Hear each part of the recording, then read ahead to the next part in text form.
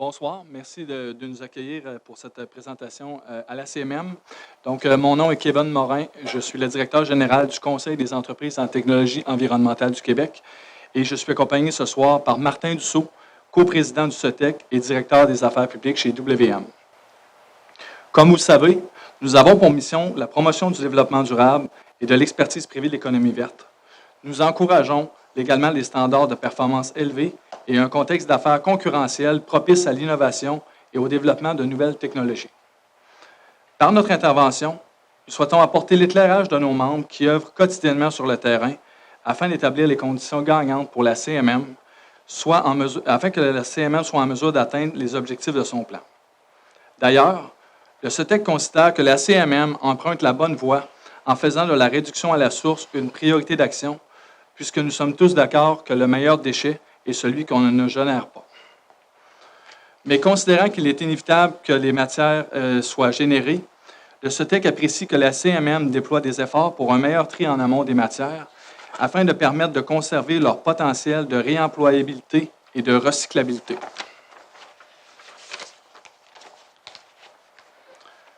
Le SOTEC souscrit à la très grande majorité des mesures présentées dans la mesure où leur application terrain se fait en collaboration avec les entreprises concernées.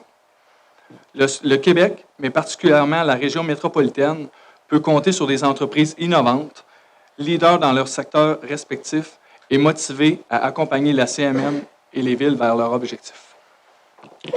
Membres de la Commission, bonsoir. Donc, pour vous mettre en contexte, nous souhaitons vous présenter un sommaire des gains environnementaux réalisés par nos membres sur le territoire de la CMM, qui sont responsables de la collecte et du tri des matières résiduelles provenant à la fois des secteurs industrie, commerce et institutions, de même que du secteur résidentiel.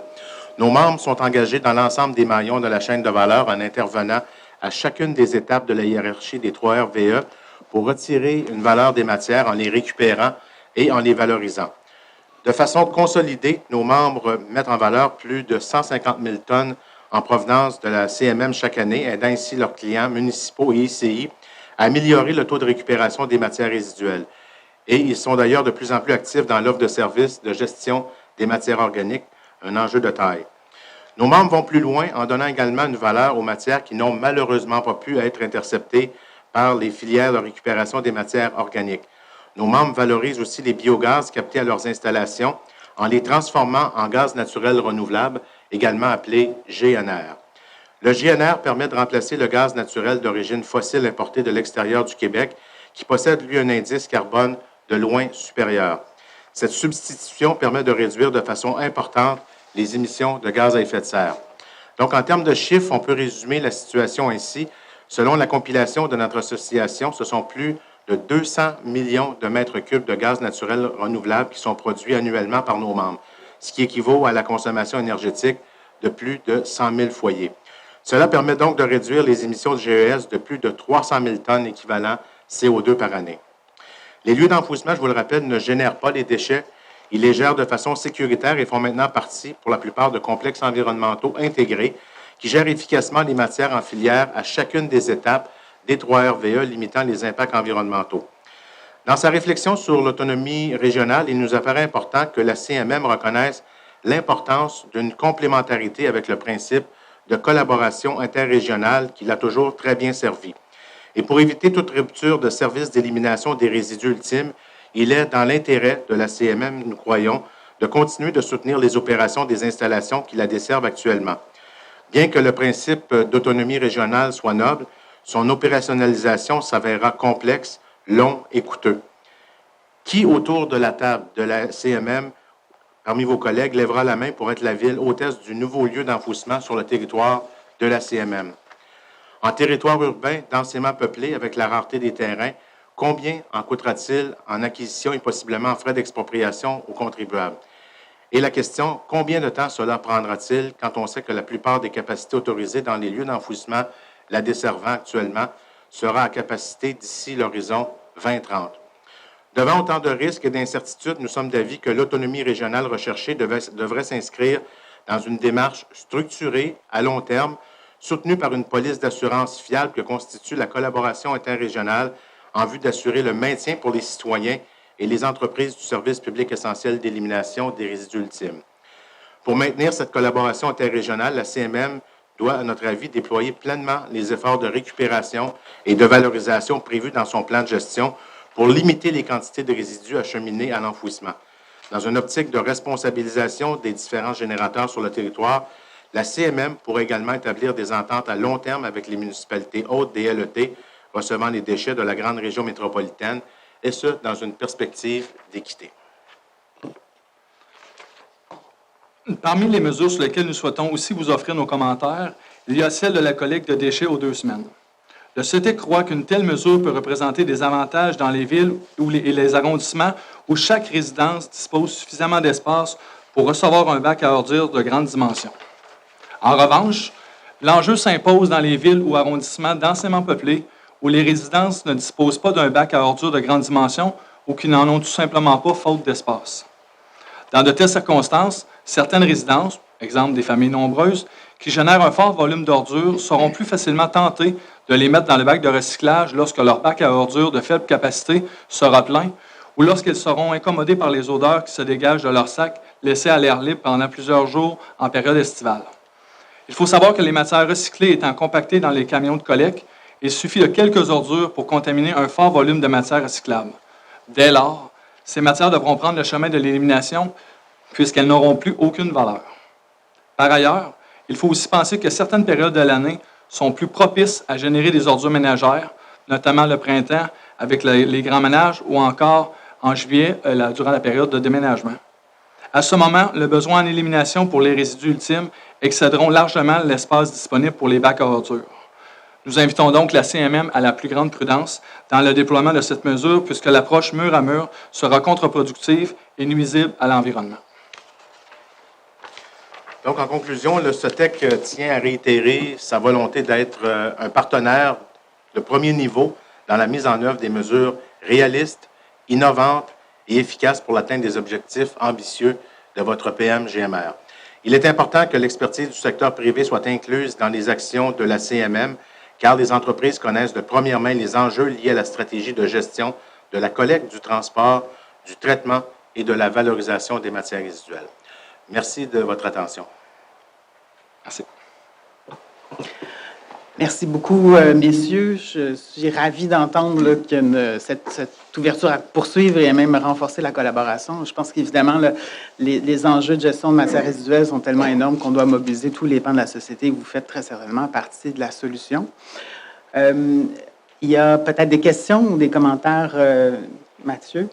On commence par toi. Merci, Monsieur le Président. Donc, j'aimerais remercier tout d'abord les représentants du Conseil des entreprises et technologies environnementales du Québec pour cette présentation de mémoire aujourd'hui. Ce que je retiens de votre mémoire ce soir, vous êtes en faveur de la plupart des mesures qui sont attribuées donc au PM-GMR, sauf qu'il y a quand même quelques relativités à mettre dans votre discours. Tout d'abord, sur le fait que vous êtes plus critique au niveau de l'interdiction de la distribution de circulaires, sur le nombre aussi de collectes qui sont donc faits par année plutôt qu'à toutes les semaines. Donc, on parle de 26 collectes par année dans le cadre de votre mémoire. Et surtout, j'ai entendu dans la fin de votre discours le nombre de nouvelles installations régionalisées pour le traitement des matières de résidus ultimes. Donc, j'ai senti qu'il y avait aussi une réserve, ou en tout cas du moins des inquiétudes à ce sujet.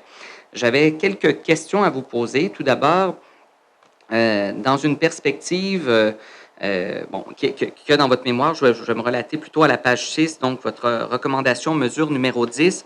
Vous dites que présentement, la table ici des commissaires à l'environnement vous disent qu'une table métropolitaine d'économie circulaire afin d'encourager la synergie locale serait de bon augure. Vous nous dites que vous faites déjà ce travail, ou en tout cas du moins que la mission que vous avez est déjà de favoriser cette synergie locale plutôt que de chercher à multiplier les structures. Vous verriez d'une façon plus opportune à tirer profit de celles qui sont déjà existantes. Donc, j'aimerais que vous puissiez nous parler davantage un peu de cette vision. Donc, qu'est-ce qui pourrait être fait et qu'est-ce qui a été réalisé de votre côté pour, comment je pourrais dire, éviter les dédoublements ou en tout cas faire en sorte qu'on puisse mettre nos efforts dans la bonne direction.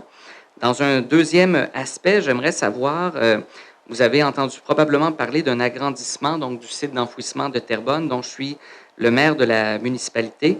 Donc, j'aimerais savoir, selon vous, puisque je vous ai autour de la table, est-ce qu'il serait envisageable, selon votre opinion, de limiter l'accès à certains sites d'enfouissement aux seules villes qui auraient mis en place des mesures de réduction à la source proposées notamment par le PM-GMR dont on discute actuellement ce soir. J'aimerais avoir de vos lumières pour éclairer notre lanterne, donc sur les tables de concertation, puis sur comment je pourrais dire, les critères qu'on pourrait demander à certaines villes pouvant avoir accès à certains sites d'enfouissement. Donc, la parole est à vous. Parfait. Écoutez, je vais laisser Martin répondre à la deuxième. La première, en fait, il faut savoir, à la mesure 10, on parle du CTTEI. C'est pas nous qui faisons ce volet-là. Donc, c'est un de nos partenaires, c'est un membre qu'on a chez nous qui fait ce rôle-là. Mais l'essentiel de la question demeure, c'est que nous, ce qu'on privilégie, c'est pas d'ajouter toujours des structures, mais de se référer à ceux qui ont l'expertise le plus proche du terrain. Vous savez, les municipalités, souvent, vous plaidez que vous êtes plus proche du terrain, vous êtes en même de constater les besoins puis de les régler. C'est la même chose pour nous dans le secteur privé. On dit, tournez-vous vers les associations, les OBNL qui ont l'expertise terrain, plutôt de créer une nouvelle structure, parce que chaque structure qu'on ajoute amène son lot de défis. Évidemment, les décisions sont toujours un peu plus longues à prendre parce qu'il y a souvent différents niveaux d'approbation qui sont nécessités par ce volet-là. Donc, nous, ce qu'on dit, écoutez, il y a un CCTTI qui existe, peut-être se tourner vers eux. On sait pas, je ne connais pas leur intention, je n'ai pas parlé avec la direction qui est présente présentement, mais à tout le moins, leur expertise à ce niveau-là pourrait être hautement profitable pour la CMM, ça, j'en suis convaincu. C'est ça leur mandat, de faire du maillage entre les intrants d'une entreprise et les extrants d'un autre. Donc, je t'invite assurément à faire un canal de communication avec eux, vous en sortirez grandi. Pour votre deuxième élément de votre question concernant les critères qui pourraient être imposés, vous savez, je suis très sensible pour entendre des gens dans les communautés hôtesses de nos lieux d'enfouissement technique dire, écoutez, pourquoi moi je me forcerais à recycler, à faire du compostage, à faire tout ce qu'on doit faire en amont, notamment la réduction à la source, alors que d'autres municipalités qui se départissent de leur matière et nous les envoient.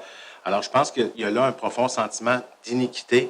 Donc, évidemment, je pense que c'est quelque chose qui devrait être regardé, faire partie d'une table de discussion avec les municipalités. Vous avez différents forums pour le faire, de discuter avec les municipalités quels devraient être ces critères pour mettre fin à ce sentiment d'iniquité. Donc, que les gens ne soient pas frustrés à l'idée de recevoir des matières de d'autres territoires qui ont fait des efforts moindres en tout simplement se départissant.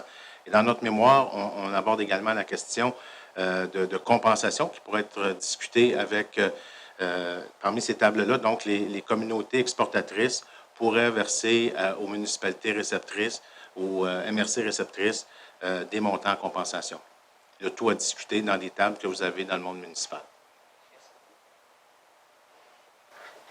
Merci beaucoup, messieurs, pour votre présentation puis la rédaction de votre mémoire. Moi, j'irais aussi sur la question j'irais pas tant sur l'iniquité entre les municipalités que le défi, parce que je souscris entièrement, mais j'irais plus loin, en fait. On a vu dans la présentation de Mme Lavergne, il y a 195 installations de traitement de matière sur le territoire de la CMM. On génère 5,3 millions de tonnes en 2020. Vous avez parlé de 150 000 tonnes valorisées. On voit qu'on a un grand défi par rapport aux matières qu'on génère et par rapport aux matières qu'on enfouit. Il y a bien sûr les municipalités, on l'a vu aussi, qui représentent 45 % de ce qui est envoyé à l'enfouissement. Et ça comprend les ICI assimilables. Il y en a quand même beaucoup. Il reste que 34 % qui provient des ICI, 21 des CRD. Mon souci là-dedans, c'est que aussi le problème de la cadence avec laquelle les sites d'enfouissement se remplissent est bien au-delà de l'implication des municipalités. Et pourtant, le problème est sur nos épaules, les municipalités. Ça, c'est mon grand souci, de voir comment vous prenez cet enjeu-là à bras-le-corps à la CETEC, comment vous créez les synergies, parce que 150 000 tonnes valorisées sur 5,3 millions, c'est un grand chantier qu'on a amené là-dessus. Quand on regarde le tonnage éliminé, on voit aussi que le secteur résidentiel et ICI assimilable est à 262 kilos par personne par année, par rapport à 758 tout secteur. Donc, c'est 35 %. Donc, on génère résidentiel 45 %, puis on envoie à l'enfouissement 35 %. Fait qu'on a on a un meilleur rendement pour ce qui est des efforts de valorisation des matières recyclables et compostables. Fait que moi, c'est le secteur des ICI et CRD qui m'inquiète beaucoup dans l'équation. Fait que j'aimerais ça savoir, en fait, ça c'est je vais avoir une question sur l'espacement après, si vous permettez, si on a du temps, mais où est-ce que vous vous situez par rapport à ça? Est-ce qu'une organisation comme CETEC, qui regroupe un grand nombre de membres, est favorable à une obligation, justement, aux ICI et CRD de recycler et de composter l'ensemble de toutes ces matières pour éviter qu'on remplisse les sites d'enfouissement à cette cadence où on a vu la semaine dernière que la Terre bonne, c'est plus 2029 qu'on dit, c'est 2027. Alors, je vais tenter d'être succinct dans l'intérêt du temps, là. Alors, la réponse est oui. On a mentionné qu'on souhaite travailler ensemble. Et les ICI et les CRD, pour utiliser les acronymes, sont les derniers de classe par rapport à ce que vous faites dans le domaine résidentiel. Alors, c'est pour ça qu'au CETEC, on a dans nos mémoires, notamment au BAP, sur la consultation lors de l'audience générique, fait le point que d'ici 2025, nous souhaitons que toutes les adresses du Québec, incluant les ICI, soient desservies par une collecte de matières organiques. Et ça, on a besoin de votre aide dans les municipalités pour pouvoir s'assurer que l'ensemble des adresses, donc il va falloir trouver une mécanique avec le ministère et comment nous, on peut travailler avec vous pour desservir ces gens-là avec une collecte pour le bac brun. Ça réglerait une partie, ça améliorerait dans les ICI la collecte et la gestion des matières organiques. Et d'autre part, pour les résidus de construction, rénovation, démolition qui ont fait marche arrière au cours des dernières années, il y a eu une régression. Alors nous, on a plaidé également que pour chacun des conteneurs sur les chantiers de construction, rénovation et démolition, il y ait un système avec les municipalités qui émettent des permis pour s'assurer que ces conteneurs puissent transiter d'abord et avant tout vers un centre de tri de construction, rénovation et démolition, à défaut de quoi que s'il allait directement au site d'enfouissement, il y aurait une pénalité imposée par Recyc Québec ou le ministère. Donc, autant de mécaniques qui restent à peaufiner, mais je pense que, comme industrie, on est à l'aise à soutenir de telles mesures. D'accord, merci. Pas sûr que les municipalités ont la capacité d'offrir la collecte des matières organiques à l'ensemble des ICI, mais... Bien, je veux peut-être juste être clair parce que moi, je souhaite que dès que c'est possible d'offrir des services, que vous fassiez appel à l'industrie. Alors, si le marché se crée avec toutes les adresses ICI à Montréal qui auront l'obligation d'offrir ce type de service-là, vous pouvez voir qu'il va y avoir une prolifération de ces services-là. L'industrie va s'ajuster. Mais en termes de mécanique pour s'assurer avec le ministère de l'Environnement que chacune des adresses sont desservies, je pense qu'il y a un intérêt de votre part, de notre part, et une collaboration qui peut s'établir pour que ça puisse se réaliser. Merci. Ma deuxième question va être plus courte parce que je vais laisser de la place. Sur l'espacement des collectes, on voit qu'en 2022, à l'échelle de la CMM, une soixantaine de municipalités offrent déjà l'espacement. Est-ce que vous avez des caractérisations qui vous permettent d'avancer ce que vous avez dit par rapport à un plus haut taux de contamination? Parce que vous avez exprimé des craintes. Est-ce que vous avez des données à l'appui sur ces éléments-là, comme il y a une soixantaine de municipalités qui au sein même de la CMM, qui ont espacé les collectes d'ordures ménagères? Bien, en fait, oui, dans la mesure où, puis comme je le disais dans la mémoire, l'enjeu, l'espacement de la collecte, pour nous, c'est pas un problème dans la mesure où les villes ou les arrondissements qui le font ont un gros bac de grande dimension. Nous, il n'y a pas d'enjeu là-dessus. Par le passé, il y a certaines initiatives qui ont été faites, puis ça a été retiré assez rapidement parce qu'ils ont constaté une cause à effet de on passe d'une collecte aux 2 semaines avec un petit bac ou tout simplement pas de bac dans certaines municipalités, dans certains quartiers. Il y a des projets pilotes qui ont été faits, puis ils sont revenus à la normale parce que les centres de tri ont constaté qu'il y avait vraiment une très grande proportion de déchets qui étaient dans les bacs de recyclage. Donc, à ce moment-là, les projets pilotes, dans certains cas, ont été annulés. L'enjeu, puis c'est pour ça qu'on le plaide aussi, c'est de dire, si vous souhaitez aller de l'avant, il y a un effort de sensibilisation et d'éducation à faire avec les arrondissements, puisque dans ce cas-là, on parle du projet de la Ville de Montréal. Il y aura un travail de sensibilisation à faire parce que dans certains arrondissements, il y a un enjeu de barrière de langue à franchir pour s'assurer que les gens comprennent bien cet enjeu-là. Donc, nous, ce qu'on dit, faisons-le tranquillement, faisons la démarche de sensibilisation. On sait que les citoyens vont finir par le faire, mais si on le fait trop rapidement, on ne se soucie pas de mettre les bonnes matières dans le bon bac, on va se ramasser avec les matières qui vont de toute façon finir à l'élimination. Donc, oui, il y a une constatation sur le terrain, mais il y a certaines données qui ont été recueillies dans le passé. Là, on parle de quand même quelques années. Depuis ce temps-là, certains arrondissements ou villes ont cessé de le faire parce que ça ne fonctionnait pas du tout. Puis on a demandé, pour la petite histoire, on avait demandé à la Ville de Montréal pour la question du projet pilote, puis peut-être vous pourrez nous répondre là-dessus, à recevoir les données. Ils n'ont toujours pas été communiqués. Si on pouvait les recevoir, moi, je ne demande pas mieux que de les analyser puis de regarder avec les membres chez nous pour l'apporter. Mais pour le moment, on ne les a pas en main, là, puis c'est pas faute d'avoir essayé. Donc, voilà. OK, parfait. On pourra se rasseoir pour en parler davantage. Parfait, merci. Je sens qu'il y aurait probablement plusieurs autres questions, mais par souci de respect du temps et d'équité pour les gens qui sont dans la salle aussi, on va devoir s'arrêter là, mais le dialogue continue. Merci beaucoup pour votre présentation et pour les arguments et les questionnements que vous apportez. Donc, bonjour, mon nom est Anne Pelletier, je suis la directrice générale de Défi Montréal. Défi est un regroupement de plus de 50 organismes communautaires qui offrent des services aux personnes handicapées sur l'île de Montréal. Donc, merci beaucoup de nous écouter aujourd'hui. Puis, même si notre présence peut paraître insolite au départ, nous, on a identifié plusieurs enjeux et mesures qui pourraient avoir un impact significatif sur les personnes aînées et les personnes ayant une déficience. Je suis non-voyante, donc j'écoute ma synthèse vocale. Alors, il peut y avoir un petit délai entre ma parole et de temps en temps dans mon rythme de parole pour que j'ai le temps d'écouter mes points. Puis monsieur Luc qui m'accompagne aussi va être mes yeux pour le voyant lumineux. Donc, plusieurs mesures, comme je le disais, du plan d'action vont avoir des impacts significatifs sur les personnes handicapées.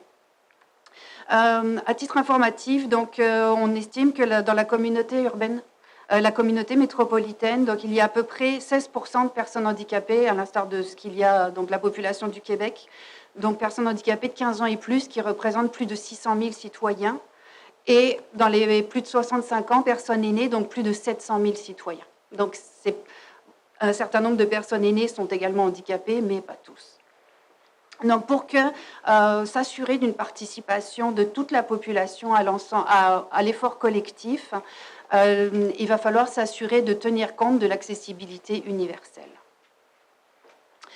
Considérant que la CMM souhaite avoir un leadership sur les actions des municipalités, donc nous voulons aujourd'hui vous attirer votre attention donc, sur tout ce qui revient à l'accessibilité universelle et tout ce que vous pouvez faire comme institution pour aider les municipalités à prendre en compte les concepts d'accessibilité universelle dans tous les aspects qui vont, considérant les plans de traitement des déchets, et puis toutes les mesures qui vont toucher directement la population. Alors, quand on parle d'accessibilité universelle, donc pour éviter que la population ait des obstacles pour la participation à l'effort collectif, l'accessibilité donc universelle est partout, notamment dans les communications. Donc, communication, tout le monde doit être capable de trouver l'information, de la percevoir, donc soit de la lire avec les yeux, de l'entendre, ou avec des capsules en langue des signes pour les personnes sourdes, et de la comprendre, comme disaient les personnes qui passaient aussi avant moi. Donc, ça vaut également pour les populations allophones. Surtout ce qui va avoir attrait aux lieux. Donc, les lieux doivent être accessibles à tous. Donc, on doit être capable de s'y rendre, donc toujours des notions de proximité. On doit être capable d'y entrer puis de s'y déplacer. Les équipements, on doit être capable de les utiliser, de les manipuler, de comprendre leurs fonctions également. Donc, des bacs, des différents bacs de recyclage dans des établissements ou il va falloir comprendre à quoi sert ce bac, etc. Donc, faire attention à la signalisation, par exemple. Il faut que ce soit compris et visible. Dans les événements, donc là aussi, certaines mesures portent sur des événements publics. Donc, il faut être capable d'être informé de la tenue de ces événements, de s'y rendre et puis également d'y participer. Donc, toujours pareil, l'accessibilité universelle aura de l'importance pour tous ces éléments. Et également dans tout ce qui est règlement et politique. Les règlements et politiques vont devoir prendre en compte les besoins de la population, comprendre les impacts possibles sur les personnes aînées et les personnes handicapées, éviter les mesures discriminatoires et respecter la dignité de la personne. Et évidemment, prévoir des mesures alternatives quand les mesures proposées ne peuvent pas s'appliquer. Je vais vous donner un exemple en prenant donc un exemple de mesures réglementaires qui pourraient avoir un impact important sur les personnes handicapées ou les personnes aînées. C'est notamment justement l'espacement des collectes d'ordures ménagères. l'éco-taxation, l'éco-fiscalité. L'exemple va être sur les fournitures d'élimination qui comportent les couches et puis toute autre fourniture de poche qu'ils peuvent avoir, également toutes les fournitures médicales. Dans un contexte de vieillissement de la population, où on souhaite que chacun vieillisse à domicile, donc de maintien à domicile plus longtemps,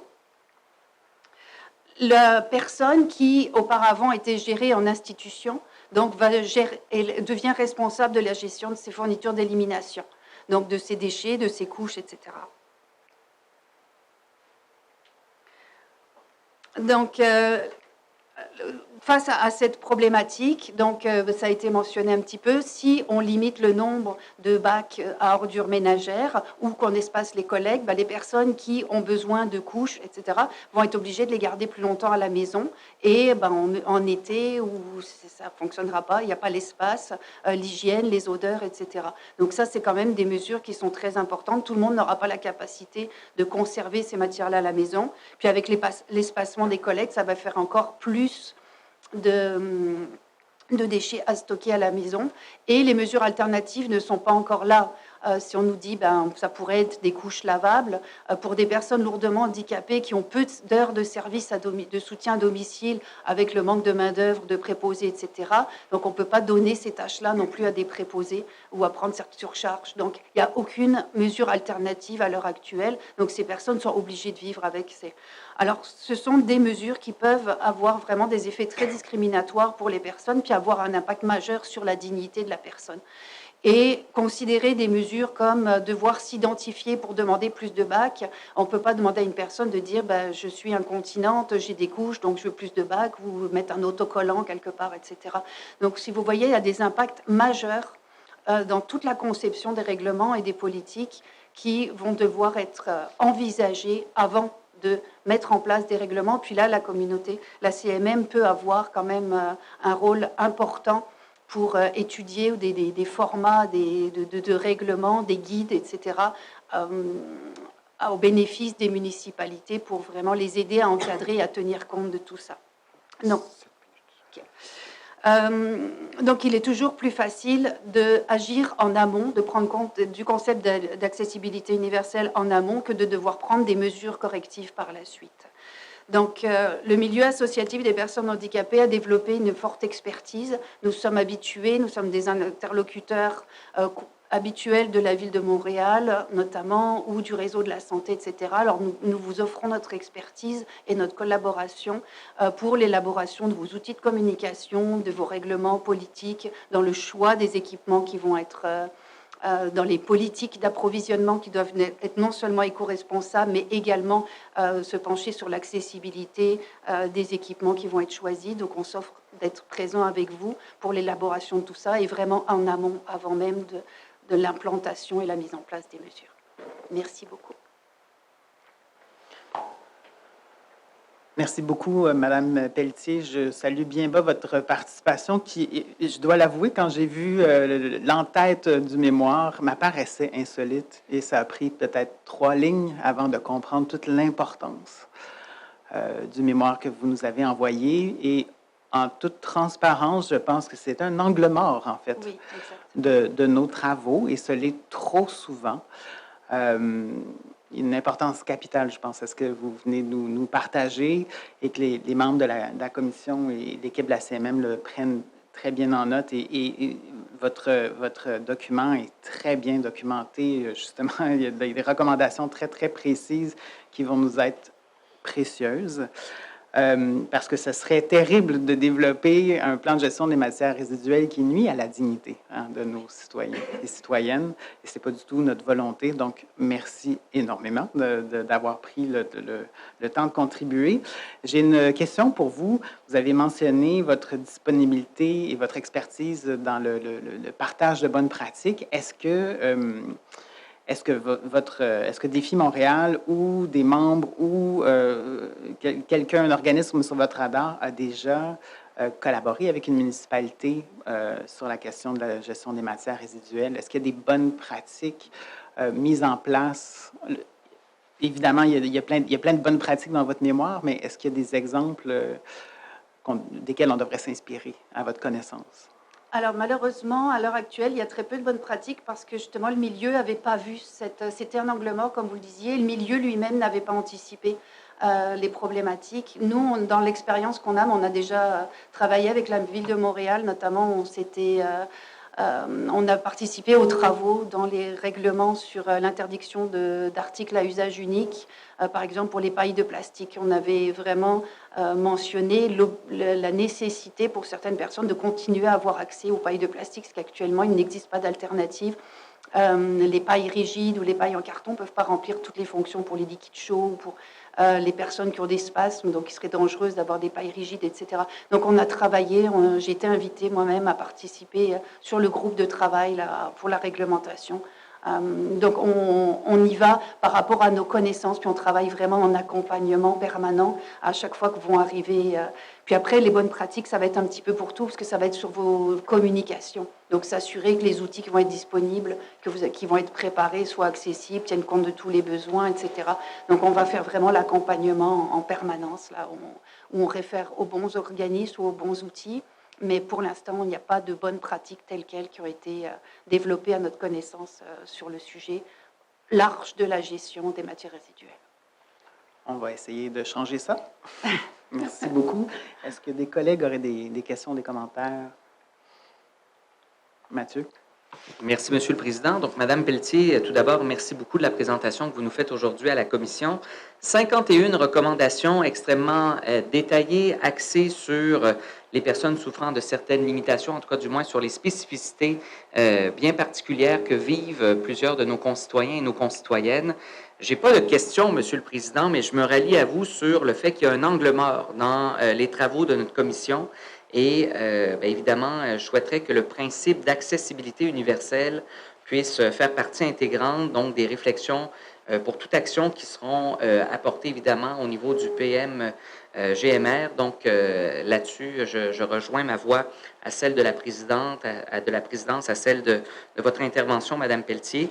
Et je vous remercie de nous emmener cet éclairage et cette lorgnette qui est particulière, mais dont nécessaire aujourd'hui pour favoriser le vivre ensemble et l'accessibilité dans tous les égards du terme. Donc, merci beaucoup pour les recommandations et j'en prends bonne note comme commissaire, en tout cas de mon côté.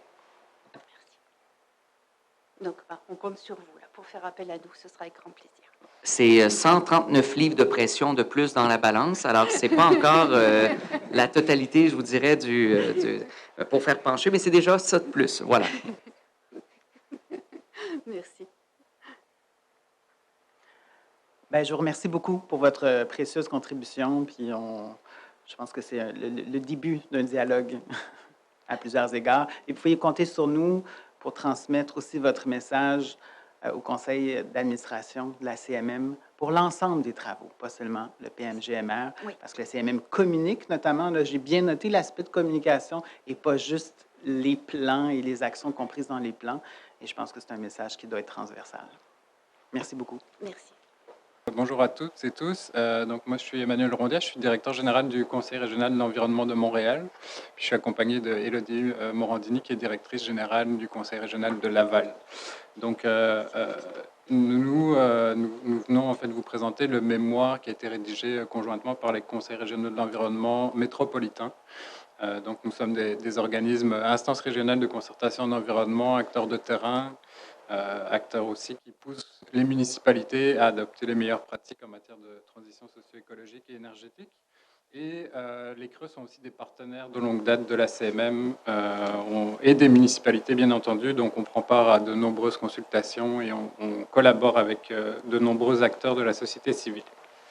Donc le mémoire nous a permis en fait de mettre en commun nos expertises complémentaires.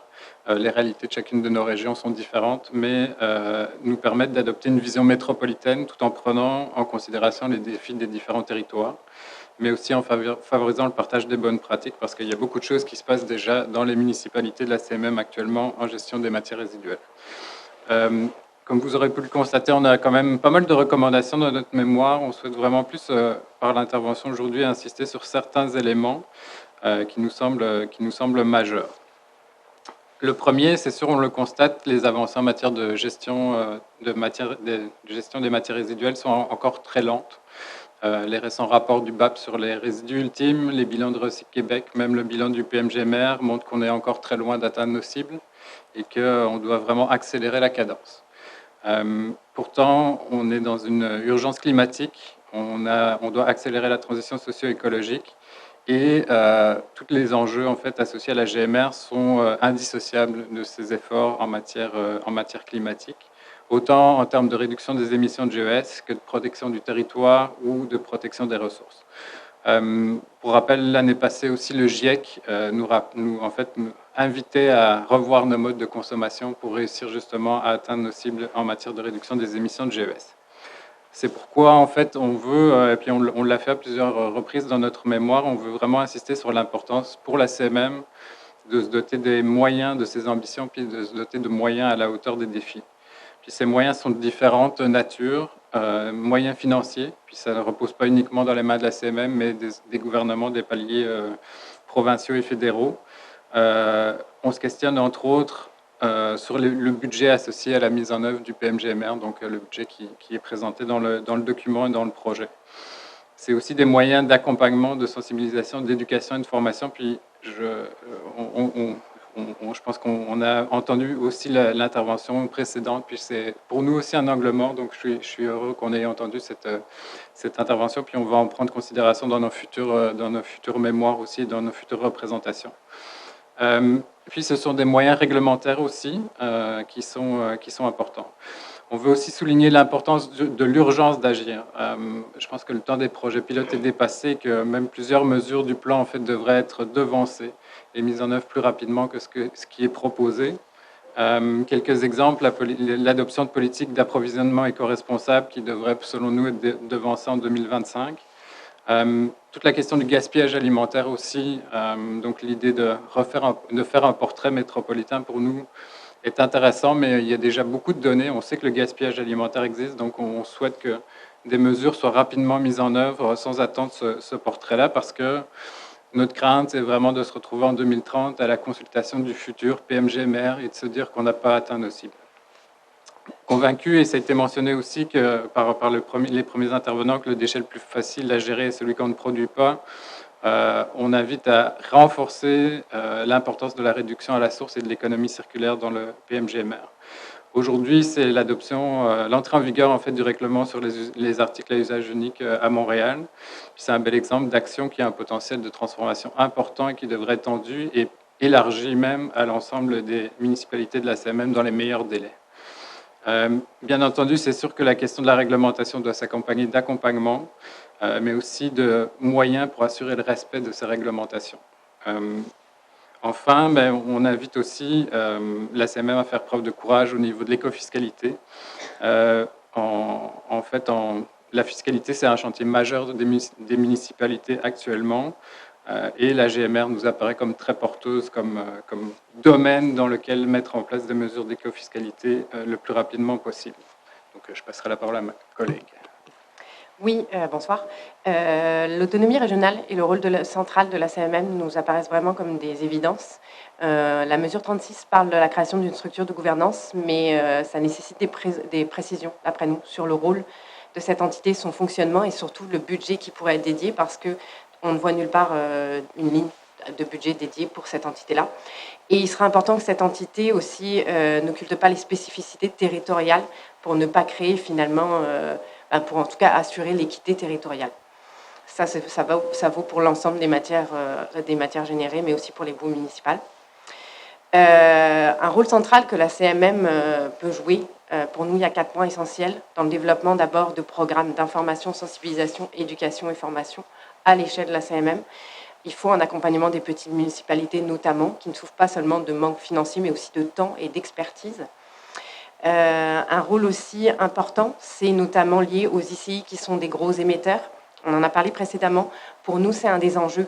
La mesure 14 se limite aux ICI qui sont assimilables à la collecte résidentielle. Mais qu'est-ce qu'on fait des autres ? On a entendu que les villes ne savent pas comment gérer ces gros émetteurs. elles ne peuvent pas supporter le poids financier et opérationnel de la gestion des matières résiduelles de ces ICI-là. Il est donc important que la CMM porte la réflexion plus loin et instaure un mouvement généralisé sur le sujet, peut-être en dressant des profils types d'entreprises et surtout en imposant aux ICI l'obligation de recycler et composter à leurs frais d'ici 2025. Un troisième point, c'est que la CMM et ses partenaires analysent aussi les divers modèles de gouvernance et de modes de gestion. On a pu voir qu'il y a eu de nombreux scandales et polémiques qui ont émergé ces dernières années autour de la gestion des matières résiduelles recyclables ou organiques. Et il semblerait que le modèle relativement généralisé qui repose sur les entreprises privées a atteint ses limites et n'offre pas toujours finalement un niveau de service et de satisfaction à la hauteur des attentes, mais aussi des sommes engagées par les municipalités.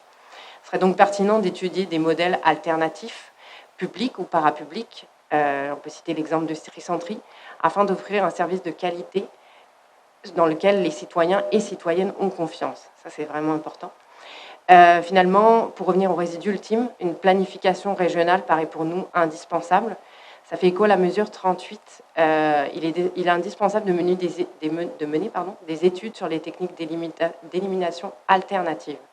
Pour nous, il paraît important que l'agrandissement de la création de nouveaux LET doit être une des dernières solutions envisageables. En conclusion, comme ça a été dit, la CMM ne pourra pas parvenir toute seule à faire face à la gestion des matières résiduelles. Il faut s'aider des gouvernements québécois, canadiens, des municipalités, des ICI, et vous pourrez, en tout cas la CMM pourra compter aussi sur le soutien, l'expertise et la collaboration des conseils régionaux de l'environnement tout au long de l'implantation du PMGMR. Merci de votre attention. Merci beaucoup pour l'intervention et les multiples éléments qui sont dans le mémoire. On peut toujours compter sur nos creux pour nous pousser l'ambition, plus vite, plus loin, plus haut. C'est parfait. Vous jouez très bien votre rôle. Merci beaucoup. Je vais commencer avec une première question sur la notion d'écofiscalité qui a été mentionnée, qui fait partie de la version martyre du PMGMR. Selon vous, quelles seraient les meilleures mesures, si vous avez des exemples en tête, d'écofiscalité que les municipalités pourraient mettre en œuvre au niveau de la GMR?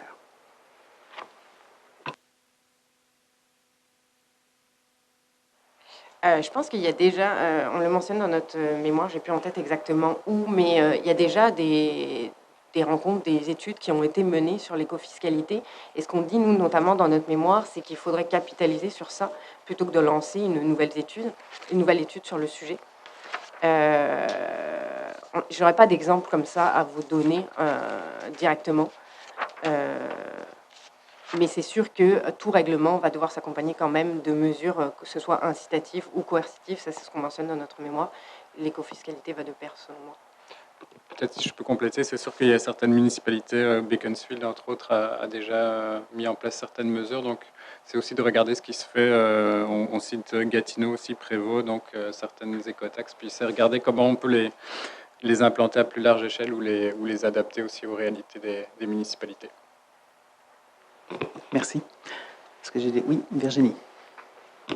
Merci beaucoup. C'était super intéressant, vraiment complet. Puis, vu que vous n'avez pas beaucoup de temps pour parler, il y a un sujet que vous n'avez pas adressé, puis je trouvais ça intéressant. Là. Vous dites que la table métropolitaine d'économie circulaire, ça ne serait pas efficace. C'était clair. Donc, j'aimerais ça, peut-être juste vous laisser élaborer là-dessus. Je pense que vous êtes beaucoup dans l'urgence, puis d'agir, puis que c'est bon dans les portraits. Fait que je pense que c'est là-dessus que vous voudriez peut-être aller plus dans l'action. Donc, allez-y. Oui, ben, en fait, c'est plus qu'on voit, on voit qu'il y a d'autres espaces déjà d'échange. Nous, on le voit dans nos activités au sein des CRE en matière d'économie circulaire. Il y a aussi la table technique de la CMM, puis on se questionnait si cette table-là pouvait être mise à profit justement pour créer cet espace d'échange en matière d'économie circulaire.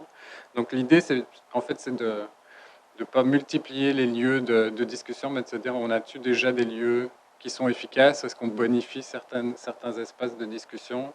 Et oui, c'est sûr qu'on est en faveur du passage à l'action, mais tout en considérant et en reconnaissant l'intérêt d'avoir des espaces d'échange, mais peut-être pas de recréer un autre espace d'échange spécifique à l'économie circulaire.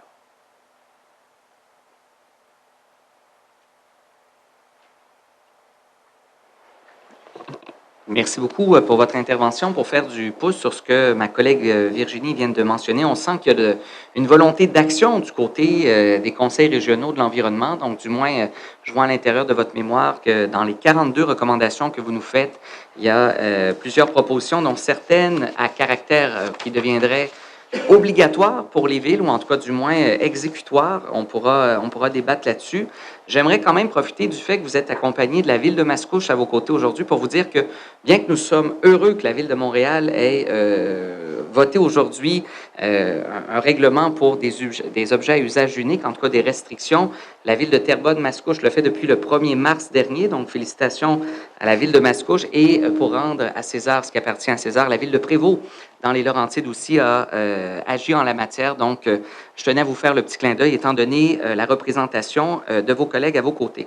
2 questions concernant votre mémoire. Tout d'abord, vous nous dites que votre mémoire nous propose d'orienter des études sur les technologies d'élimination des résidus ultimes vers d'autres solutions que les lieux d'enfouissement technique. J'aimerais savoir, c'est quoi les pistes de solutions que vous envisagez autre cette démarche? Donc, c'est la première question concernant votre mémoire. La deuxième question, et ça va faire du pouce sur ce que j'ai posé à nos collègues auparavant, certains sites d'enfouissement technique sont appelés à peut-être s'agrandir au cours des prochaines années.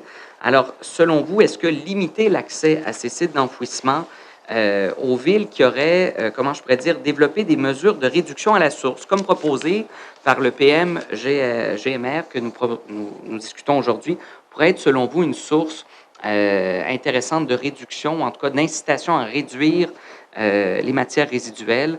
Je voulais avoir un peu vos lumières pour éclairer ma lanterne sur ces 2 questions.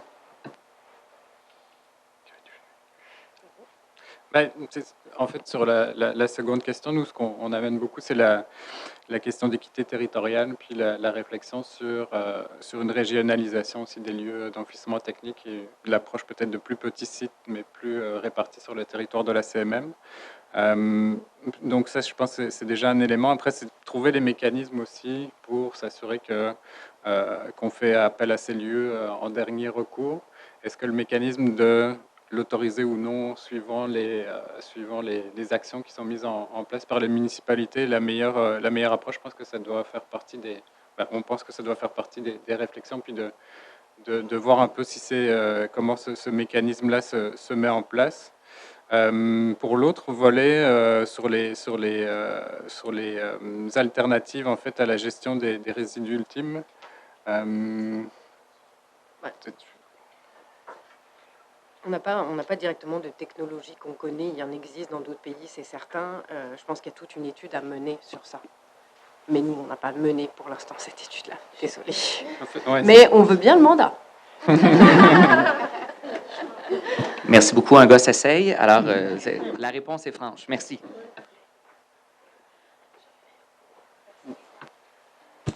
Il nous reste quelques secondes. Je voulais vous remercier pour votre mémoire, vos commentaires et tout, et entre autres d'avoir mis un peu en lumière le volet textile qu'on a peut-être un peu négligé. Alors, merci pour ça. En quelques secondes. En fait, mais si je peux juste compléter, c'est sûr, ça faisait partie de la version précédente aussi, puis on trouvait que c'était important de le ramener parce que c'est un enjeu majeur qui génère beaucoup de matière et qui mérite d'être traité à bras-le-corps par la CMM et les municipalités. Si je peux juste apporter un mini-point par rapport à la remarque qui a été faite sur les règlements, sur les articles à usage unique. C'est vrai que c'est important que les villes le mettent en place. Par contre, il faut s'assurer que les ICI, notamment, sont prêtes. Nous, on a rencontré des gens sur le terrain et ils sont au courant du règlement, mais ils ne sont pas prêts. Là. Donc, c'est pour ça qu'on a souligné que vraiment les mesures d'information, sensibilisation, éducation, formation sont importantes. Bonsoir, mon nom est Pascal Dubé, je suis directeur du service de l'environnement pour la Ville de Mascouche. Je suis accompagné de ma collègue Andréane Fiola, qui travaille avec moi également à la Ville. La Ville de Mascouche souhaite présenter ou émettre des commentaires particuliers en lien avec les orientations 1 et 5 précisément du PM-GMR. Et pour faire écho à l'intervention précédente du CREL et particulièrement de ses derniers propos, en lien avec l'interdiction de distribution des sacs d'emplettes, notamment qui est la mesure 1, et l'interdiction de distribution de certains objets à usage unique, et plus particulièrement et en lien avec l'orientation 5, la mobilisation de la société civile et des ICI autour de cette démarche. Donc, la Ville de Mascouche, en collaboration avec la Ville de Terrebonne, effectivement, prend le pari de venir implanter 2 règlements municipaux qui ont pour objectif de venir réduire à la source la consommation des objets à usage unique en changeant le comportement des consommateurs que nous sommes, mais aussi des ICI qui les distribuent. Donc, je vais parler rapidement du premier règlement. Pour faire du pouce sur ce qui a été dit, nous, on a vraiment concerté nos commerçants. Tous nos commerçants ont été rencontrés individuellement. On a fait des déjeuners causeries. Tu sais. Je pense que c'est vraiment important dans ce processus-là de les inclure. Puis notre règlement, il y en a aussi un à Montréal. Je pense que l'idéal, ce serait que ce soit le même partout à la CMM. C'est vraiment ça qu'on vous propose aujourd'hui puis qu'on aimerait qu'il soit intégré parce que pour les commerçants, c'est vraiment un enjeu de se dire, bon, bien à Montréal, ils acceptent les ustensiles en bois, mais à telle ville, peut-être qu'ils n'accepteront pas. Ça crée vraiment un enjeu pour eux, surtout dans les grandes chaînes de commerce où ils ont un approvisionnement qui va être pareil pour tous les commerçants, tous leurs commerces partout au Québec. Fait que je crois que c'est important de gérer ça, de tout avoir le même. T'sais, nous, on vise l'interdiction de toutes les pailles en plastique, sauf quelques exceptions pour certaines personnes. Comme on l'a mentionné plus tôt, on a intégré ça dans notre règlement. Tous les ustensiles en plastique, les sacs en plastique de toute épaisseur et même ceux pour les fruits et légumes dans les épiceries, les bâtons à mélanger en plastique, les feuilles alimentaires, tous les contenants alimentaires, on a banni le plastique 6 et 7, celui qui n'est pas recyclable, et les plastiques dits compostables parce qu'ils ne sont pas compostables ni recyclables en bout de ligne. Plus que ça aussi, parce que notre règlement sur les interdictions va plus loin, on a l'obligation d'utiliser de la vaisselle réutilisable pour manger sur place dans nos restaurants. Donc, oui, vous viendrez faire un tour à Mascouche et Terrebonne dans un McDonald's pour être servi sur place dans de la vaisselle réutilisable. Puis, on a entre autres l'obligation d'accepter les récipients réutilisables des consommateurs. Là. Donc, si vous allez chez IGA, par exemple, acheter votre viande ou peu importe, ils ont l'obligation d'accepter vos plats réutilisables en autant qu'ils respectent les normes d'hygiène et de salubrité de la MAPAC. Là. Donc, nous, notre règlement, ça vise vraiment ça. Puis, ce serait pertinent que ce règlement-là soit sur toutes les municipalités de la CMM. Ça aurait un beaucoup plus gros impact, mais aussi ça serait apprécié des commerçants. Les commerçants nous le disent, en fait. C'est un souhait des commerçants d'avoir ça partout pareil. Ça serait plus facile pour eux. Puis, en même temps, une campagne de communication pareille à toute la largeur de la CMM, ce serait quelque chose d'intéressant aussi. Vous l'aviez fait pour les sacs en plastique, puis ça avait été vraiment apprécié des municipalités. Puis, ce serait une de nos recommandations là, d'intégrer ça, d'avoir une campagne de communication conjointe là, pour toutes les municipalités sur un règlement de bannissement. Nous avons aussi mis en place, effectivement, un 2e règlement, le règlement sur les éco-contributions, qui est toujours en réflexion et en rédaction de la part des 2 municipalités. L'objectif de ce règlement sur les éco-contributions est de venir ajouter un montant significatif, sans toutefois qu'il soit trop élevé, sur certains produits ou objets à usage unique. On a banni, par exemple, des objets en plastique, des pailles, des fourchettes en plastique. Par contre, s'il y a des objets de remplacement, ça peut être des pailles en carton, des ustensiles en carton, par exemple, des ustensiles en bois, qui sont tout de même des résidus ultimes qui finissent par devoir être collectés, transportés, traités, et donc il y a des frais pour la municipalité. On sait que juste pour la ville de Mascouche, les gobelets à usage unique, qui soient en carton, même s'ils sont compostables, c'est au-dessus de 830 000 par année. Vous imaginez la quantité de matière qu'on doit traiter et transporter, il y a quand même une incidence financière importante. Donc, l'objectif, c'est d'ajouter un frais qui est perçu par le commerçant, donc qu'on appelle une éco-contribution, et qui est versé dans les fonds, un fonds municipal qu'on appelle un fonds pour la transition écologique. Donc, ces montants-là, que ce soit pour les bouteilles d'eau en plastique de 750 ml ou moins, les contenants de lave-glace, les verres à usage unique.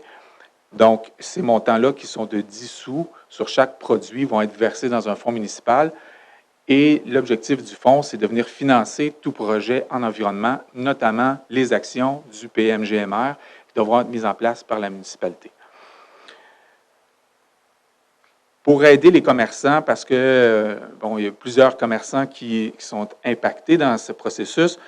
Les commerçants vont pouvoir, évidemment, garder une portion des éco-contributions qui sont chargées aux clients pour payer leurs frais de gestion. Et d'autre part, les villes ont mis en place des subventions importantes pour aider les commerces. Donc, des subventions pour venir répondre aux obligations qui sont fixées également par règlement. Par exemple, tout commerce qui vend des bouteilles d'eau de moins de 750 millilitres est obligé d'avoir des fontaines pour distribuer de l'eau gratuitement ou de façon payante aux citoyens ou aux consommateurs qui le demandent. Donc, ça peut être une fontaine d'eau, ça peut être un robinet, etc. Donc, il y a des subventions qui sont mises en place pour la ville de Mascouche et par la ville de Terrebonne pour que le commerçant puisse se conformer à cette exigence-là qui est fixée par le règlement. Même chose pour les stations de lave-glace en vrac, l'installation de lave-vaisselle pour la vaisselle réutilisable qui est utilisée dans les commerces, etc. Comme disait ma collègue Andréane, on a un accompagnement qui est très important auprès des commerces et c'est là qu'il y a beaucoup d'efforts à effectuer. Du côté de Mascouche, on a environ 150 commerces qui sont touchés par le règlement, 350 du côté de Terrebonne. Ceux-ci ont été rencontrés durant l'été. Le règlement a été expliqué. Il a été dans différents moments, déjeuner, causerie, etc. Il sera encore expliqué et accompagné dans les prochaines semaines et les prochains mois par des équipes municipales et paramunicipales qui ont été mises en place. Ce qui est bien important aussi, c'est la campagne de communication. Andréane en a glissé un mot tout à l'heure. Nous, on a mis sur pied une plateforme qui s'appelle la plateforme nonmerci.ca. Donc, nonmerci.ca, c'est le site web sur lequel on trouve l'ensemble des informations qui est disponible auprès des commerçants et pour les citoyens également. Sur cette plateforme, on a mis en place une multitude d'outils, également pour des impressions, des autocollants, un peu une trousse pour les commerçants pour qu'ils puissent utiliser et afficher les éléments dans leur commerce. Donc, on pense que c'est quelque chose qui est important. Mais encore une fois, nous, on était parmi les premiers en 2018 qui avons banni les sacs en plastique de tout acabit, de toute épaisseur. En 2018, ça a pris 6 mois, puis on avait 94 % de nos commerces qui se sont conformés. Donc, on avait utilisé les outils de la CMM, on avait distribué les macarons, on avait fait des grandes campagnes à travers tout ça, et ça avait été facilitant. La campagne s'appelait « Mascouche fait sa part ». Chaque ville pouvait faire sa part, puis ça s'inscrivait dans un contexte global, général, qui était facilement compréhensible et intelligible pour l'ensemble des commerçants en se disant « on n'est pas seul ». Ce que la ville le demande, bien, ça s'en vient aussi à la grandeur de la communauté métropolitaine. Je vous invite à conclure, s'il vous plaît. Tout à fait. Donc, en conclusion, effectivement, je pense que la question de proposer des règlements types, que ce soit pour le bannissement ou pour le processus d'éco-contribution, serait effectivement très favorable pour la mise en place de tels incitatifs pour l'ensemble des commerces. Donc, c'est essentiellement notre recommandation sur ce niveau, c'est que la CMM s'investisse autant au niveau d'une réglementation type qu'au niveau d'une campagne de publicité à plus grande échelle. Merci. Merci beaucoup. Merci pour votre leadership aussi comme municipalité. Je pense que vous allez, on citait pas mal Prévost comme leader, et là, je pense que vous ajoutez vos deux municipalités quelque chose de très intéressant comme exemple à suivre. Souvent, pour certains dossiers, on veut être les premiers, pour d'autres, on veut surtout pas être les premiers. Donc, vous brisez la glace, vous contribuez à briser la glace d'une certaine façon. Donc, merci beaucoup pour ça. Et d'ailleurs, je suis sur votre nonmerci.ca, c'est génial. Et on va peut-être vous emprunter vos commerçants pour venir faire la tournée des commerçants dans d'autres municipalités, si vous me permettez. Mais je reviens à votre mémoire.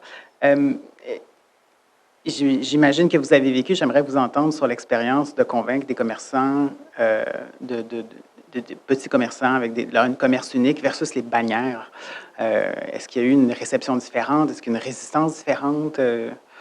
Comment ça s'est passé pour imposer à un McDonald's de ce monde, justement, le règlement? Je vais commencer, mais Andréane, tu pourras continuer. Il y a effectivement une grande différence entre les deux, entre les bannières et les petits commerçants locaux. Par contre, il n'y a pas une volonté plus grande chez l'un que chez l'autre, je vous dirais. Ça dépend vraiment beaucoup de l'entreprise. Il y en a qui se font un point d'honneur, autant en petite entreprise d'être des leaders qu'en grande entreprise. Je dirais qu'on peut citer notamment McDonald's qui a banni les pailles en plastique depuis un certain temps sans aucune réglementation, qui a implanté des pailles en carton. Donc, ils l'ont fait de leur propre initiative. Donc, ça, il y a des volontés chez certaines entreprises, grandes ou petites. On dénote, par contre, des grandes différences selon le type d'entreprise. Que ce soit des entreprises en restauration ou en vente au détail, puis dans la façon dont ils vont gérer leur inventaire et leur système caisse. C'est là que le détail est important dans l'implantation. Mais je vous dirais qu'au niveau de la volonté, la volonté est partagée selon le type de commerce. Oui, ça va un peu dans le même sens. Ils ont quand même les mêmes enjeux en général, problèmes d'approvisionnement, parce que veut pas, la demande pour les produits écologiques a vraiment monté en flèche. Fait que là, c'est difficile de s'approvisionner. C'est sûr que pour les plus grandes bannières, c'est plus facile d'avoir un approvisionnement durable parce que, veut pas, les compagnies, les fournisseurs veulent ces contrôles-là, puis pas nécessairement les petites PME. Fait que là, il y a peut-être un petit enjeu différent pour les PME puis les plus grandes entreprises. Mais veut pas, le manque de main-d'œuvre, c'est pour tout le monde. Le manque de temps, c'est pour tout le monde. Fait en général, les enjeux sont semblables, mais c'est sûr que ça varie vraiment. Tu as un Jean Coutu qui va être vraiment proactif, puis l'Uniprix d'à côté, il va l'être moins. T'sais. Fait que je dirais qu'en commerce, il n'y a pas tant de différence. D'où l'importance de faire énormément de sensibilisation, puis de mettre en lumière les bons coups puis les bonnes actions de certains commerces, voire des compétiteurs pour prouver la faisabilité de la chose. Là. Bien, merci beaucoup. J'apprends beaucoup sur les initiatives de Terrebonne-Mascouche et je trouve ça super. Moi, c'est à côté de Mme Monger, c'est parfait. Écoute, je suis très contente aujourd'hui. Je regarde aussi votre règlement. Beaucoup de choses se ressemblent par rapport au règlement de la Ville qui avait été annoncé il y a un peu plus de 18 mois. Nous, ça touche 8400 commerces, juste les articles qui sont bannis à partir d'aujourd'hui. Les sacs de plastique, c'est encore plus. Juste à Verdun, moi, comme mairesse, les sacs de plastique, c'est 600 commerces. Fait que c'est juste comme un autre ordre de grandeur où il faut se donner du temps et du temps. Mais vous avez développé de très beaux outils. Un peu plus tôt cet après-midi, on a eu la table des préfets et des élus de la Couronne-Sud qui nous disaient en substance « Allez plus loin. Soyons plus ambitieux que la politique québécoise de gestion des matières résiduelles. » Ça, c'est la Couronne-Sud. Bon, vous êtes des municipalités de la Couronne-Nord, vous allez plus loin aussi. Montréal va plus loin avec sa vision zéro déchet à l'horizon 2030. Donc, il y a Prévost qui n'est pas dans la CMM. Donc, c'est très stimulant de sentir ce leadership des municipalités qui, finalement, au lieu d'être à la masse de la vision gouvernementale provinciale et va encore plus loin. Fait que ça, c'est très intéressant. Puis, je tape sur le même clou qu'on a besoin que les industries, commerces et institutions embarquent aussi, ainsi que tout le secteur des résidus, construction, rénovation, démolition. Est-ce que, de votre côté, de quelle façon vous travaillez sur cet enjeu-là? Est-ce que vous auriez des suggestions à nous donner pour enrichir peut-être le plan métropolitain du point de vue des ICI et CRD? Bien, au niveau de l'interdiction, au niveau du bannissement, il n'y a quasiment pas eu d'enjeu, quasiment aucun mécontentement. C'est comme rendu de l'acquis de bannir les plastiques. Fait qu'il n'y a pas eu tant d'enjeux. C'est sûr que nous, on est allés rencontrer en personne ou en Teams chaque commerce ou chaque bannière de commerce. Fait que, veux pas, ils se sont sentis écoutés.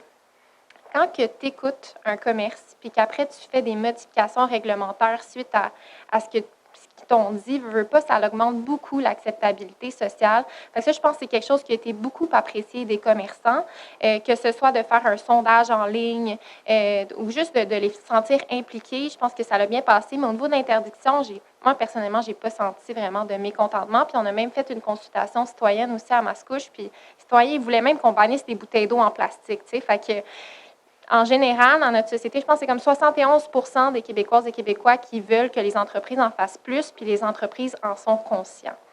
C'est sûr que l'éco-contribution, ça, c'est plus difficile, mais encore une fois, on les consulte, puis on fait des modifications suite à ça. Fait que je pense que ça augmente beaucoup l'acceptabilité sociale.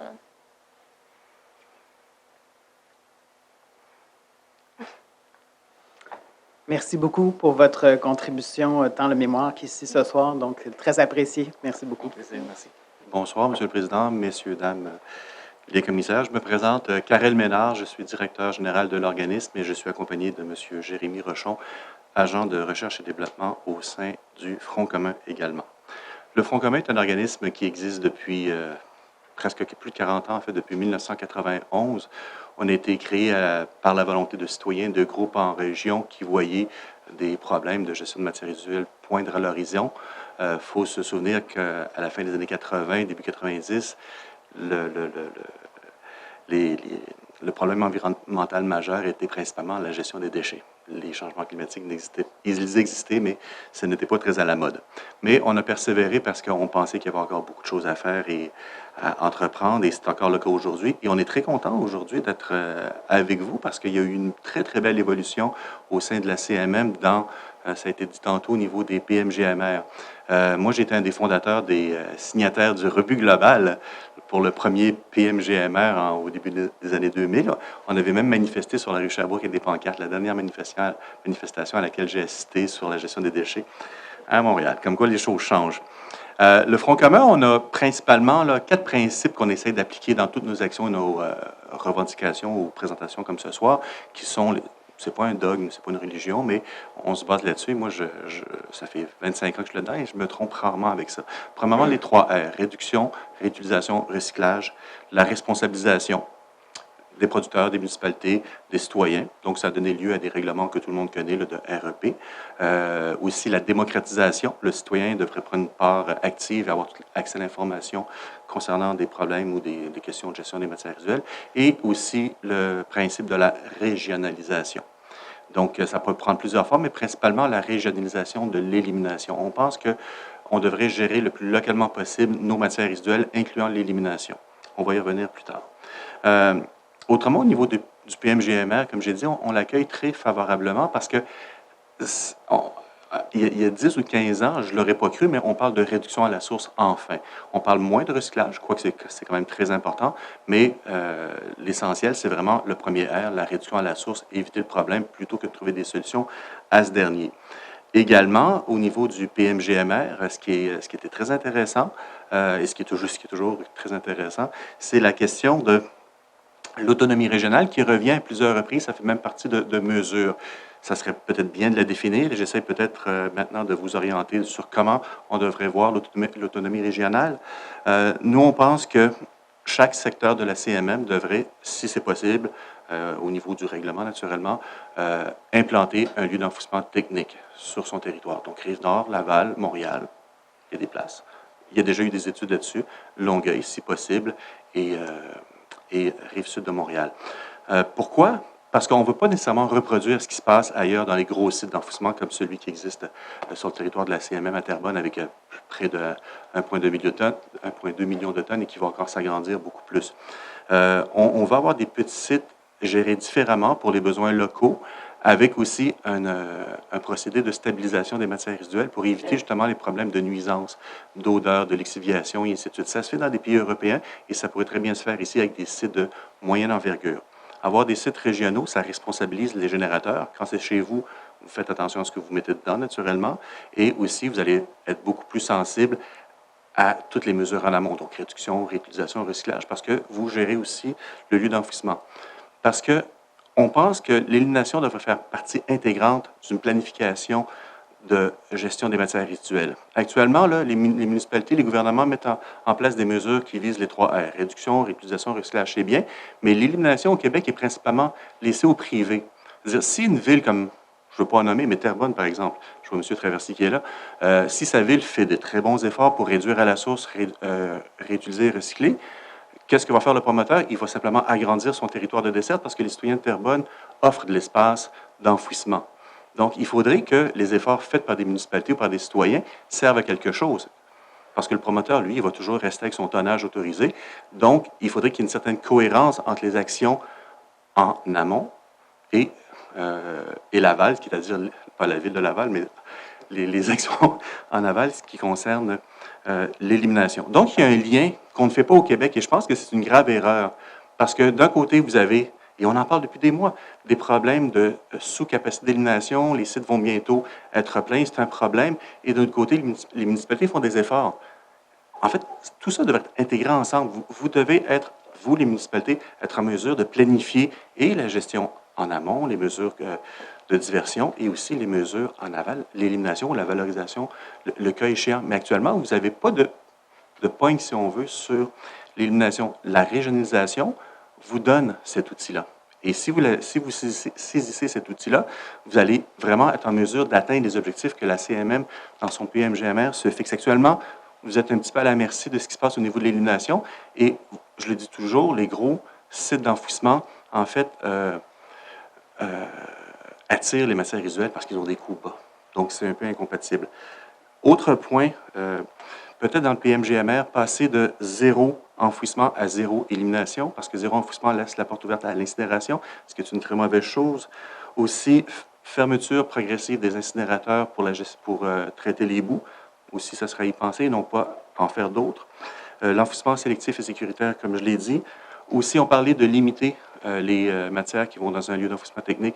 Vous pouvez toujours et vous devriez appliquer le droit de regard sur le LET de Terrebonne pour que seulement les déchets de la CMM puissent y aller. Là, vous allez commencer à exercer un contrôle au niveau des quantités, parce qu'autrement, les déchets produits sur le territoire de planification sur la CMM, légalement, devraient aller là.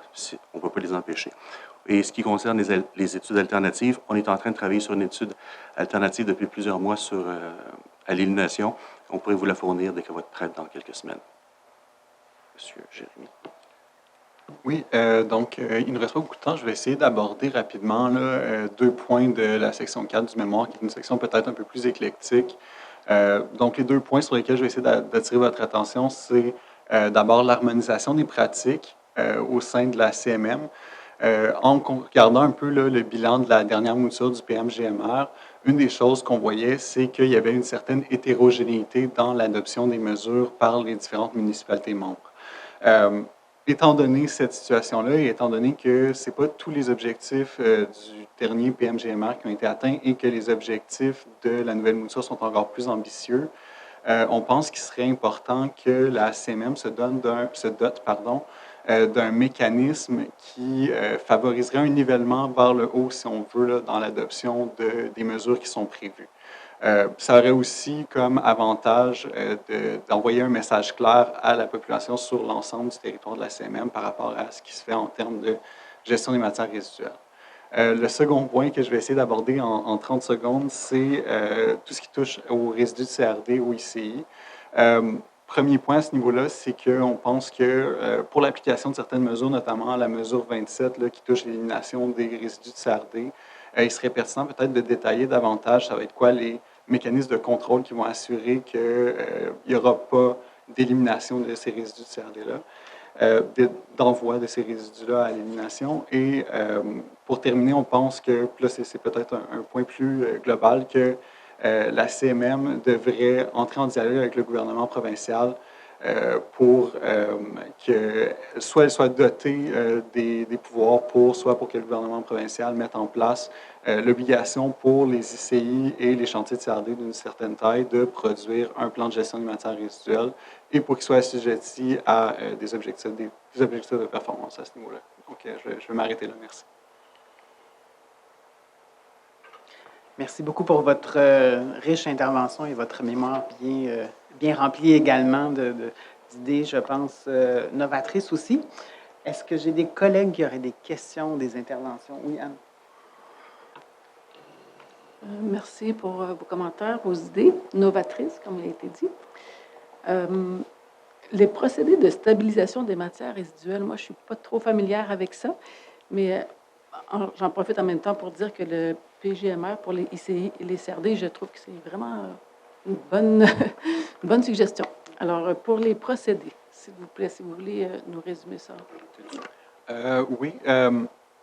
Donc, je ne suis pas moi-même formé sur le sujet, mais de ce qu'on voit qui se fait en Europe, là, notamment, je crois en France, il y a l'option d'un tri mécano-biologique où finalement les matières organiques qui sont responsables de la lixiviation puis des émissions de biogaz sont retirées des matières, du reste des matières résiduelles et traitées séparément, soit de manière aérobique ou anaérobique. Pour éviter là, finalement là, les nuisances qui s'accompagnent. Puis ça peut s'accompagner aussi d'un séchage thermique de ces matières organiques-là, qui assure d'éviter la lixiviation et les émissions de biogaz, encore une fois. Je ne sais pas si tu veux compléter. Non, c'est ça. Et ça permet aussi un dernier tri pour les gros morceaux qu'on aurait peut-être échappé dans les tris précédents, là. Donc, c'est principalement un mécanisme de séchage, si on veut, en retirant les matières organiques qui pourraient rester. Donc, c'est pour ça qu'il y aurait moins d'odeur, moins de putréfaction dans le site, moins de lixiviation, donc moins de lixiviants à traiter.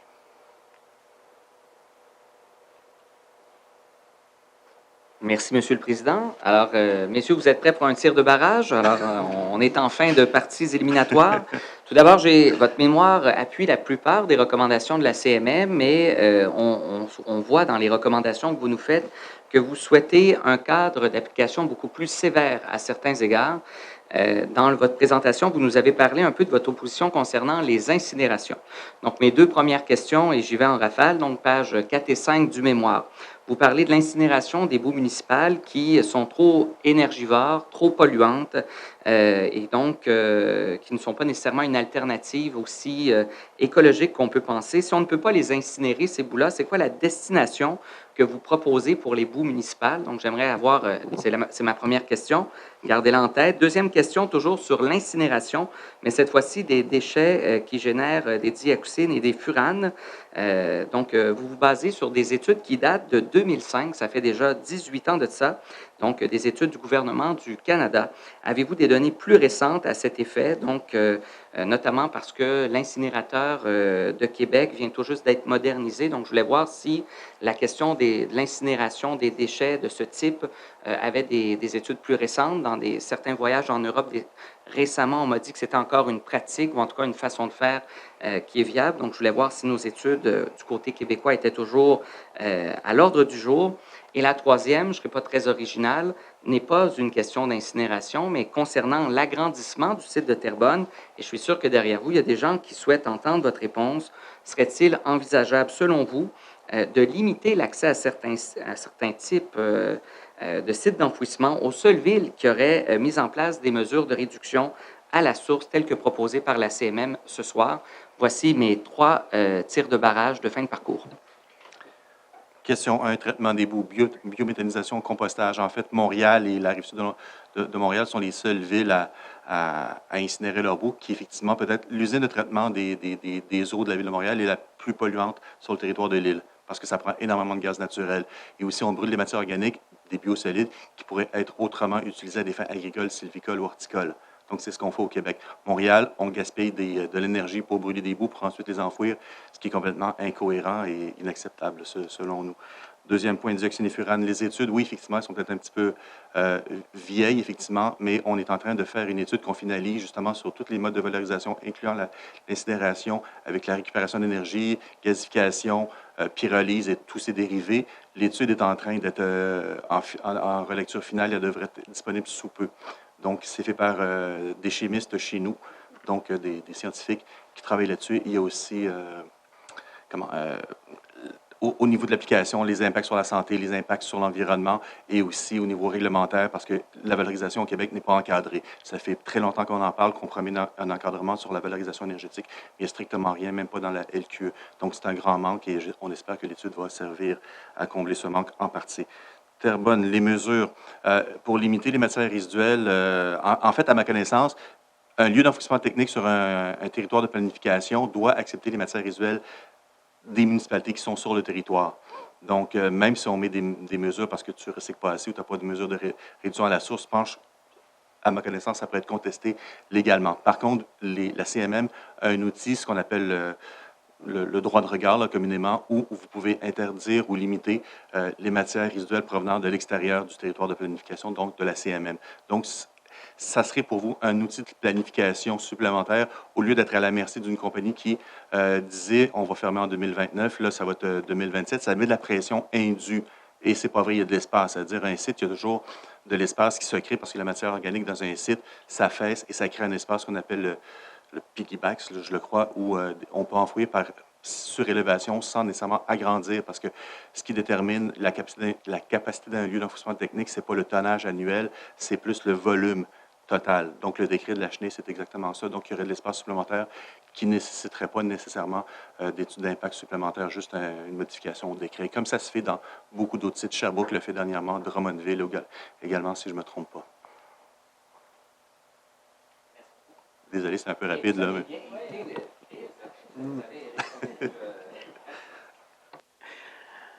Un grand merci. Je pense qu'on va regarder et attendre avec attention aussi votre rapport de recherche là, dont vous nous avez parlé de quelques semaines. C'est un bon timing, en fait. C'est super.